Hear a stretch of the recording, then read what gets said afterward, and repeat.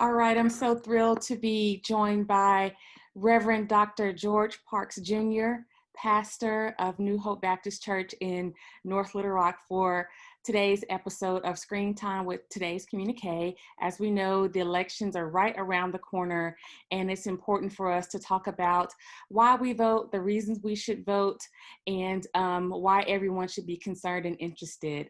And so, thank you, Reverend Dr. Parks, for joining us today. Thank you for having me. Delighted to be here with you. Thank you. And so before we jump into the discussion about voting, just tell us a little bit about you, how you got called to the ministry, and then also a little bit about how you were called or assigned to New Hope Baptist Church in North Little Rock. Wonderful. My name is George Parks. I'm a native of Nashville, Tennessee, raised in the Midwest, Dayton and Cleveland, Ohio. Blessed and fortunate to go to college in the South, American Baptist College, Nashville, Tennessee, the incubator of the civil rights movement with James Bevel, John Lewis, C.T. Vivian, Absolutely. those likes, and later went to grad school in Washington, D.C. at Howard University School of Divinity. I've been preaching since I was 14 years old, so that's about 23 years. I'm still young, yay. Uh, and I believe I came to ministry through an irresistible urge, through calling. Always have felt called to ministry, Yeah. and we are grateful that the Lord has called us, and we are a part of ministry. Wonderful. That is Uh, wonderful.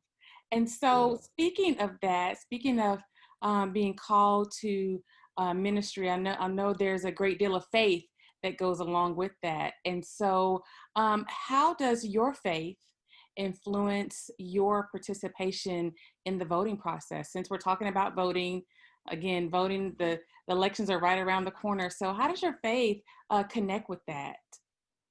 What my faith connects with that is if my faith interprets all of my life, I can't separate the political process of that. So that means I'm convicted. I feel convicted to vote for people who I feel that has the best interests of most people at heart, and also to pray and to look and to engage those. Hopefully, that's in the political process that look like me, that comes from same experience or have a felt need of the plight, especially of people who are oppressed and live in the margins. And most people, if we're honest, most African American churches are in urban areas. Right. So all the time, it's not always individuals who I need people who can identify with the needs of my community. Yeah, Yeah. yeah, that's good stuff. And so, speaking of the community, you pastor New Hope Baptist Church in North Little Rock. North Little You Rock serve, and Conway. We have another campus in Conway. oh, okay, North Little Rock and Conway, and so that means you're ministering to your congregants and also to the surrounding communities. And Absolutely. so, um, how do the issues that are of present mind today affect your conversations? What are your congregants, your parishioners, and the communities that you serve? What's the top of mind issues that people are talking about these days? I think individuals are talking about we can't get around the coronavirus. We're in a global pandemic. Right. Though it has been around and we have moments where we can escape it in our own personal circles. So individuals are very concerned about coronavirus healthcare. Yeah. Uh, one trip to the doctor can wipe out a person's savings if they have a savings, or if they don't have healthcare, can they feel comfortable going to the doctor? So many people don't go to receive treatment. They know something is wrong. They know something is out of whack, but they're scared because they don't have insurance. And we know early detection is the key for most all diseases. Okay. And we can't get around economy. Mhm. African Americans, they say when there's a recession in most of America, Black America, we have the flu. Yes. So recession, equal paying jobs, all of those things are very critical, especially to Black and Brown communities, and I believe the individuals that I shepherd, Right. because there's such a tremendous wealth gap between minorities and majority culture. And so I know that you shepherd a large congregation and you serve the community, and I'm sure that there are some first-time voters. I'm sure that there are some young voters in the communities that you serve. How has it been engaging first-time voters, young voters in the voting process? What's that experience been like for you? It's been unique. I think when you live in the bubble of church at times, we can look at the world through rose-colored glasses because those are the areas where we have influence. So I'm grateful that I can say probably without fear of contradiction that 95 to 97% of New Hope Church adults are registered voters. We've always pushed that before this toxic, uh, Right. abnormally toxic political process. But however, I am noticing, because I also work in the academy, I'm a professor over at Philander Smith College, Okay. that for some of our students, African Americans or just young students, and Black America alike, there's an apathy. Mm. And it, I'm so glad you brought that up because I was going to ask, have you sensed any apathy amongst the people that you interact with? And then why do you think that is? And what can we do to change that? I think the disappointment from the last election, Okay. when you see racism so overt these days, you have individuals that's really struggling. Can things improve? They Mm, are really struggling, and when they don't see themselves, right. uh, and when especially when organizations are not pushing as much as they should, I think now we have a great concerted effort. Mhm. Individuals are wondering, can things ever improve? So they're struggling, but I don't think they're apathetic to the point where they can't be encouraged to go and vote. So I think if people take the time and have the conversation, people will be encouraged. I love that. And speaking of um, being encouraged, what is the impetus or how did you and your colleagues come to create 501 votes? It was on the back of the George Floyd Okay. murder Yes. and all that was going on as well in Louisville. Many people have forgotten about Breonna Taylor, Mm. uh, all of those matters that's going on. And we saw the protests. We felt that the protest was necessary, but we wanted to feel what was the next steps after the protest. Mm, okay.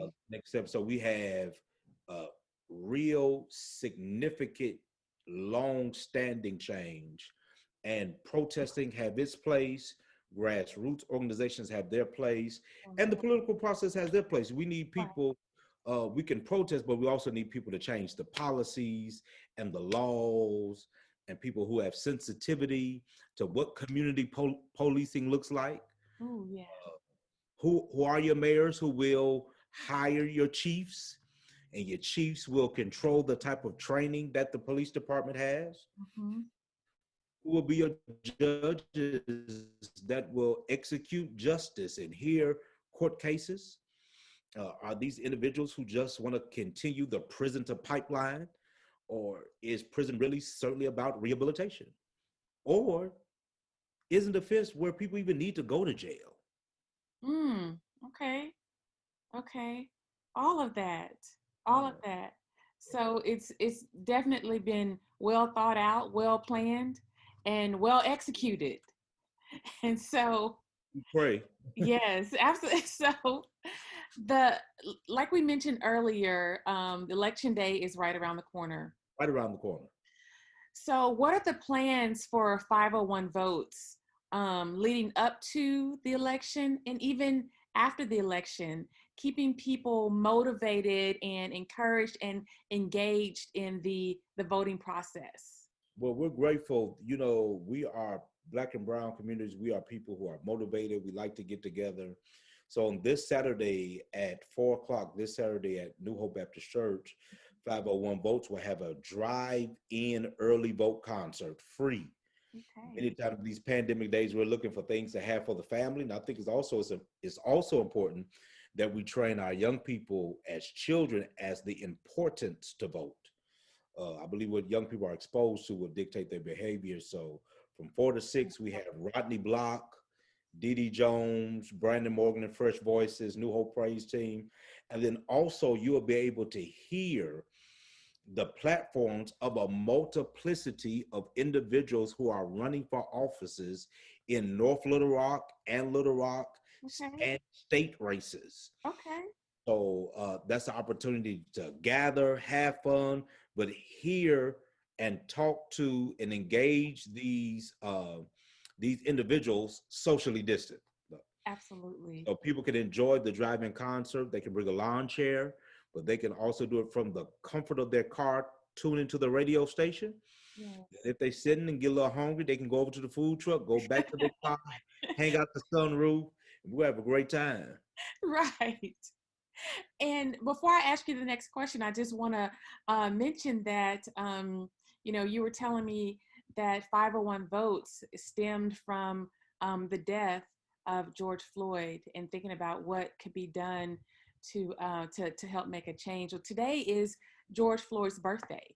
He would have been, I believe, 47 or 48 years old today. And so I'm honored and thankful that we're even having this conversation to honor him on his birthday. So yes, absolutely. Let me also share.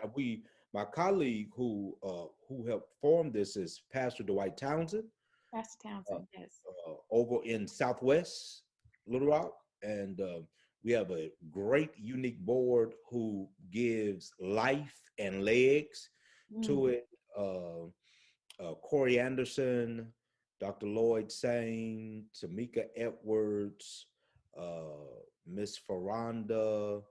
I'm missing some people. I hope they don't beat me up, but it's an eclectic group who absolutely. makes up the board who really gets it together. We partner with the Harold Flowers Law Society, Okay. do education, Mr. Honorable, Yes, who does great work. Of course, Teresa Simmons and the work that she does across the city with absolutely. events. So it is some of Central's Arkansas most talented people uh, Absolutely. are giving their time to just to mobilize the vote. To mobilize, get people out, and to effect change. And Absolutely. you do have a diverse group of people from all walks of life. And I think that that speaks volumes because a lot of times when people are trying to make change and do things, they oftentimes put themselves in silos where they're just feel like that they're just a one-man team or a couple people, but just to know that you guys have branched out and welcomed and included so many other people from various walks of life is really comforting. Absolutely. So we're grateful. Faith community has helped, but we are open to all communities because this is not a church issue. This Mhm. is a human issue. This is a community issue. So Yes, whatever some differences may be theologically or socially, hey, this is life issue, and we invite all people from all different walks to partner in this type of work of voter education and mobilization. I'm glad you talked about some of the things that you guys are doing. So, if someone wanted to learn a little bit more about 501 votes, particularly, how to get involved, how would they go about doing that? They can go to our Facebook page. Uh, Okay. the world is on that Facebook. Yes, sir. 501 Votes on Facebook. You can go there, or you can always call 501 All right, wonderful. So, just one last question for you. Sure. Sure. Why do you vote? Personally, I vote. I believe it's my Christian responsibility to be involved civically. Mhm. If I hope to affect change in the world, if I feel that I'm salt, a part of me being salt in the world, a preserving agent, is to Mm, make sure that my voice is heard mm, and represent the unique things that is needed from my perspective, my family, as well as the people I represent in here in Glenview and Conway, which we simply say at our church, we have campuses in Glenview and Conway, but we service all of Central Arkansas. All right. That is phenomenal. And I just want to encourage everyone to go and vote. Early voting begins on Monday, October 19th. And of Absolutely. course, voting day, election day, is on Tuesday, November 3rd. So, Reverend Dr. Parks, thank you so much for your time. Thank Thank you you, so much for Communiqué. your Thank words of you so wisdom. much. And that is a wrap.